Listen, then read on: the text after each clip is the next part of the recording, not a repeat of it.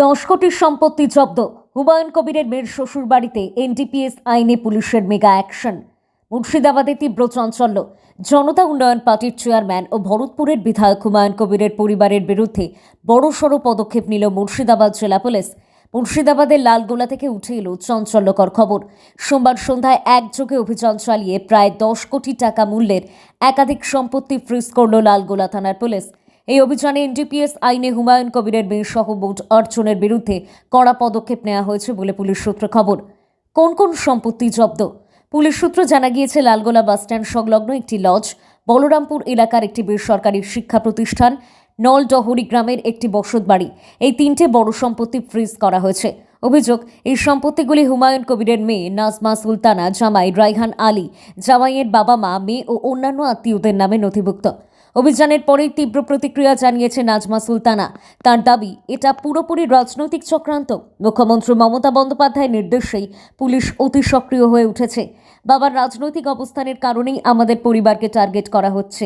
এই অভিযোগ ঘিরে রাজ্য রাজনীতিতে শুরু হয়েছে নতুন বিতর্ক। একদিকে পুলিশের কড়া অবস্থান, অন্যদিকে রাজনৈতিক প্রতিহিংসার অভিযোগ। সব মিলিয়ে মুর্শিদাবাদ জেলায় উত্তেজনা তুঙ্গে। জায়গাটা মাথাতে আমাদেরকে কোনো কিছু বলেনি, জাস্ট করেছে, আমরা সিসিটিভির মধ্যে দিয়ে দেখেছি। তারপরে হঠাৎ একদিন এসে পুলিশ নোটিশ দেয়। এটা আমরা ঠিক বুঝতে পারি না, তো বলে আমাদের লয়ারের সাথে কন্ট্যাক্ট করতে। লয়ারের সাথে কন্ট্যাক্ট করার পর জানা যায় যে হ্যাঁ, ট্যাক্স অনেক কিছু প্রবলেম উনি বলেন, তো সেটার জন্য আমরা লয়ারের সাথে কন্ট্যাক্টও করা হয়। তো আজকে তারপরে আবার কিছু কেসও লড়া হয় আমাদের হাইকোর্টে। তো লড়ার পরে এখন আবার কালকে পরশু দিন এসেছিলো, তো বললো যে বাড়িতে নাকি নোটিশ আসবে। তো ব্যাপারটা হচ্ছে, আমার শ্বশুরমশাই বিজনেসম্যান, হাজব্যান্ডও আমার শ্বশুরমশাই বিজনেসই দেখে, আলাদা করে কিছু করেন না। আমি হচ্ছে নাজমা সুলতানা, হুমায়ুন কবিরের মেয়ে, যেটা এখন তৃণমূলের প্রাক্তন পার্টিতে ছিল, এখন তো বিধায়ক। হ্যাঁ, তো জনতা উন্নয়ন পার্টির চেয়ারম্যান। তো ব্যাপারটা প্রবলেমটা হচ্ছে, আমার বাবাকে সামনে রেখে এই জিনিসটা করা হচ্ছে। যেহেতু আমাদের আলাদা করে কোনো কিছু প্রবলেম হবে না, কারণ ওনার ক্ষতি করার জন্য আমাদের সাথে এই দুশ্মনীটা করা হচ্ছে। রাজনৈতিকের জন্য, রাজনৈতিকের জন্য, কারণ বাবার ক্ষতি কিছু করতে পারছেন না। কে করছে তাহলে? এটা মমতা ব্যানার্জি করছে, মমতা ব্যানার্জি লোক করছে। কারণ আমাকে হাইলাইট করা যে মেয়ে বিজনেসম্যানের বাড়িতে বিয়ে হয়েছে, মেয়ে বিজনেসম্যান, আর মেয়ের নিজের প্রপার্টি আছে, মেয়ের প্রপার্টি থাকতেই পারে, কারণ আজকাল সবাই ভালো জায়গায় মেয়ের বিয়ে দেয়। শ্বশুরের কিছু থাকলে মেয়েকে তো দেবে।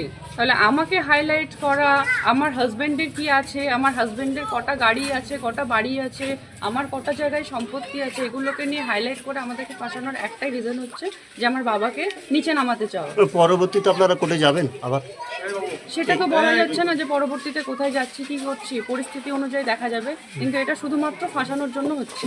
আচ্ছা, পুলিশ যেটা দাবি করছে যে এটা ভারত সরকারের অর্থ দপ্তর থেকে বাজেয়াপ্ত করার নির্দেশিকা এসছে, কি বলবেন? রাজ্য সরকার না, এটা নাকি কেন্দ্রীয় সরকারের নির্দেশিকা? কেন্দ্র সরকারের নির্দেশে, কিন্তু এটা রাজ্য সরকারের পুরোপুরি হাত আছে, এটা রাজ্য সরকারই করাচ্ছে। মানে রাজনৈতিক চক্রান্ত? রাজনৈতিক চক্রান্ত। আপনার নাম? নাজমা সুলতানা। আপনার নামে নোটিশটা এসেছিল? আমার নামে এসছে, আমার হাজব্যান্ডের নামে এসছে, ইভেন আমার 7 বছরের মেয়ের নামেও এসছে। আচ্ছা।